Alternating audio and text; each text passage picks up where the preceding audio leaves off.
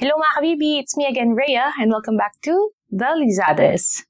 Ilang buwan ko na gustong gumawa ng content about introduction to credit cards, but hindi ko pa rin magawa. So ngayon, umpisahan na lang muna natin with my recent experience about requesting for annual fee reversal sa aking BDO credit card. So kung may nakikita ka sa bill mo na annual fee worth around 1,500 to 5,000, wait lang. Huwag mo munang bayaran kasi baka may chance na mapa-reverse or mapa-waive mo yan. For those na bago sa credit card, so basically, annual fee is the yearly charge dun sa paggamit ng credit card mo. Usually, it's 1,500 to 5,000, sabi ko nga kanina. So, depende na lang to sa klase ng credit card na binigay ng bank sa'yo. Pwedeng classic, gold, platinum, etc. Iba-ibang klase ng cards and then iba-iba din ng annual fee amount. Pero good news, sabi nga kanina, pwede itong ipa-reverse or ipa-waive, lalo na kung maganda naman yung credit standing mo dun sa bank na yun, tsaka kung on time ka naman lagi magbayad. Personally, I have 7 cards. So, nagkaroon ako ng first card noong 2013. So, meron akong BPI, BDO, RCBC, Security Bank, East West Bank, PNB, and Union Bank. 5 of these cards, nakuha ko ng no annual fee for life, and then namumukod tangi si BDO tsaka Security Bank na may annual fee. Kaya gusto kong i-share sa inyo kung paano ko napa-waive sa BDO yung annual fee for 2025. By the way, no annual fee for life.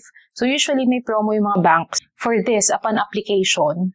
Pero tsaka ko na to ichichika sa mga future video. Okay, so i-discuss muna natin yung timeline. So with BDO, sabi ko nga, 2025 annual fee. Nagkaroon ng annual fee charge sa aking August 2025 credit card statement. So, nandun na siya, naka-charge siya at 1,800.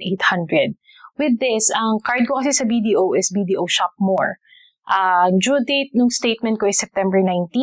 So, and then September 15, tsaka ako tumawag sa hotline nila. Mas okay kung mas maaga, pero with this one, basta in-ensure ko lang na makatawag ako sa kanila bago yung due date nung August statement ko. September 16 or the next day, na-post na agad online yung temporary reversal ng annual fee. Kahit na September 16, nakita ko na yung reversal sa online banking, nag-text pa rin sila on September 24 saying that the temporary waiver of the annual fee has been posted to my account. Tapos nakalagay din doon yung details ng agreement na kailangan ko mag-spend ng certain amount within 30 days and if hindi siya ma-meet, i-reverse lang nila ulit or i-charge nila ulit yung annual fee. By September 30, so mga ilang araw pa lang to, 15 days, kung kailan ko sila tinawagan, na-meet ko na yung spending. So, yun yung ginamit ko for Grab, Food, Shopee, Globe, or PLD payment. Actually, hindi ko pala sure kung kasama yung bills payment dun sa 5K spending. Wala namang sinabi sa akin na condition, so sinama ko na lang din. Gas and groceries, so dun ko siya ginamit. And then, October 23, nag-text ulit yung BDO saying na final na daw yung reversal. So, wala na silang i-charge sa akin ulit. So sabi ko nga, September 15 ako tumawag sa hotline nila. Actually, at this point, nabayaran ko na yung total August bill, including the annual fee. Kasi okay lang naman nabayaran mo na siya since ma-offset din naman siya doon sa spending requirements sa susunod na billing. Mas okay na rin yun kasi minsan nagkakaroon ng problem, magkakaroon pa ng finance charge pag hindi mo siya agad binayaran. Tapos itatawag mo ulit para ma-reverse yung finance charge and so on and so forth. So mas okay pag may annual fee na sa card mo, bayaran mo na lang din and then itawag mo pa rin para ma-request for reversal. Pero gaya nga nung sabi ko kanina, isi-share ko dito sa video yung actual step-by-step process kung ano yung nangyari nung tumawag ako sa hotline nila. Tsaka para alam nyo kung ano yung expect. In case gagawin nyo to this year or next year sa next annual fee na i-charge sa inyo ng BDO or maybe magagamit nyo rito sa ibang banks. Una, prepare yung credit card itself. So, mas okay na hawak mo na yung credit card, pati yung latest statement kung saan na-bill yung annual fee. Make sure na hawak mo yung phone kung saan ka nakaka-receive ng OTP for this bank. And make sure na meron ka enough load sa cellphone mo kasi landline yung tatawagan mo to request for this reversal. With the credit card statement, I always check kung ano yung phone number or yung hotline na dapat kong tawagan.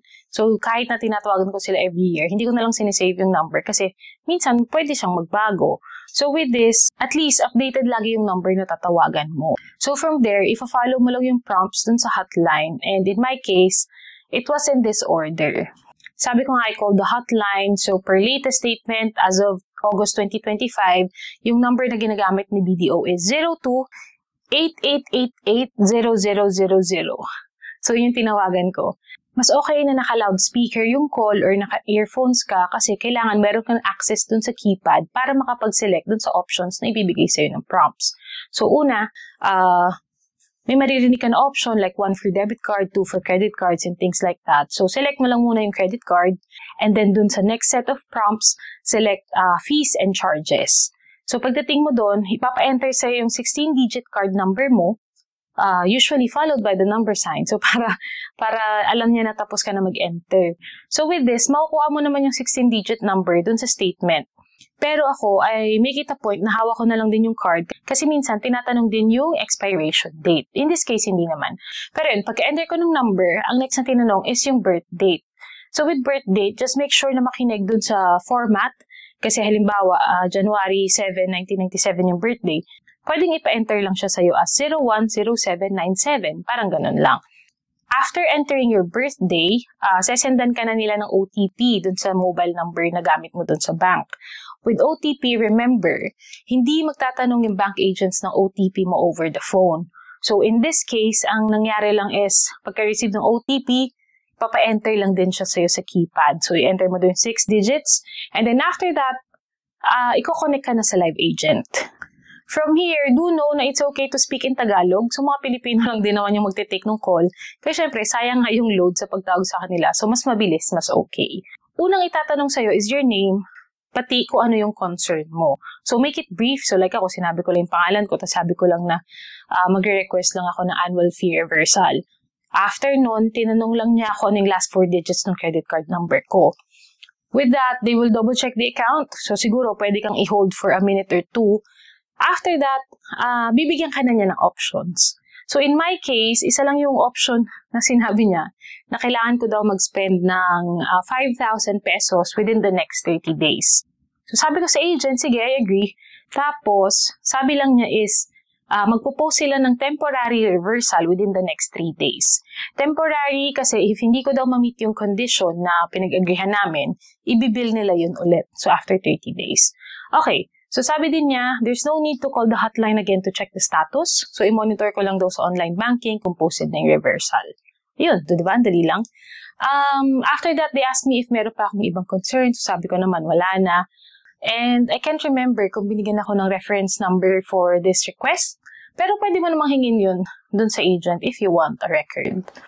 To add, kasi sabi ko nga, pwede mo rin itong magamit with the other banks. And some of the banks, or actually, BDO previously, nagbibigay sila ng options. Kasi ngayon, wala naman ako option, isa lang yung binigay sa akin, di ba? Pero before, may options, like ito nga, minimum spending requirement within 30 days, or pwede rin na magpapa-enroll sila ng direct debit na billing. So, pwedeng internet, telephone, Meralco, so any bill na mag-auto-debit sa kanila. And then, minsan pwede ring balance transfer. So, any balance from your other credit card, imove mo sa kanila. So, I guess, depende to sa amount ng annual fee mo, kung ano yung offer sa'yo ng bank. So, kung meron ganung option, so pili ka lang din kung ano yung pinaka-workable sa end mo, and then, ito-document naman siya ni agent for you. In my case, this year, so, less than 5 minutes lang yung call. So, nakakatuwa kasi ito na yata yung pinakamabilis na tawag ko sa video hotline. Kasi in the past, it can take around 10 minutes kasi half the time mag-wait ka pa lang sa queue. Pero ito, so mabilis naman ako nakausap ng agent and mabilis kami natapos. Then, mag-add na lang ako ng tips para mas madali ma-approve yung annual fee reversal na request.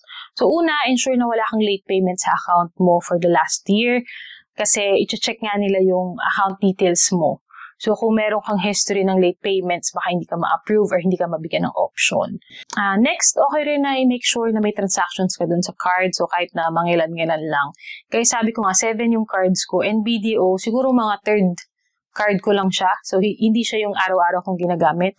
Pero, whenever papalapit na yung August, paparating na yung annual fee billing. So, ginagamit ko na siya for 1 or 2 transactions or check ko din naman from time to time pag may promo si BDO and doon ko siya ginagamit. And then finally, so maging polite na lang din sa pakikipag-usap sa agent. So huwag mo nang tarayan kasi standard rin naman yung script nila in accommodating these requests. By the way, kung bago ka sa BDO credit cards, baka hindi annual fee yung nakikita mo sa credit card statement. Kasi nung nag-start din ako way back when, ang meron sa akin is monthly membership fee.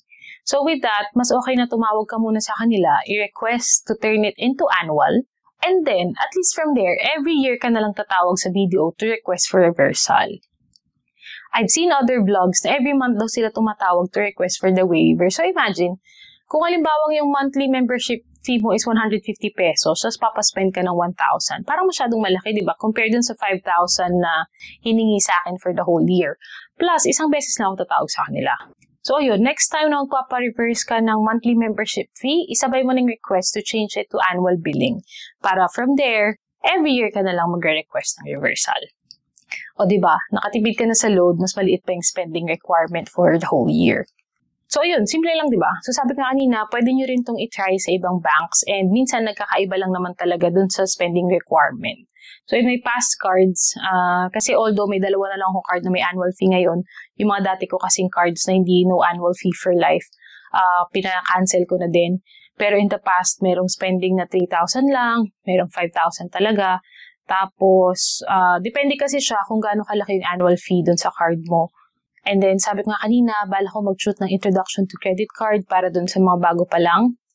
So, if meron kayong questions, feel free to leave a comment and then I'll read them as a starting point for that video.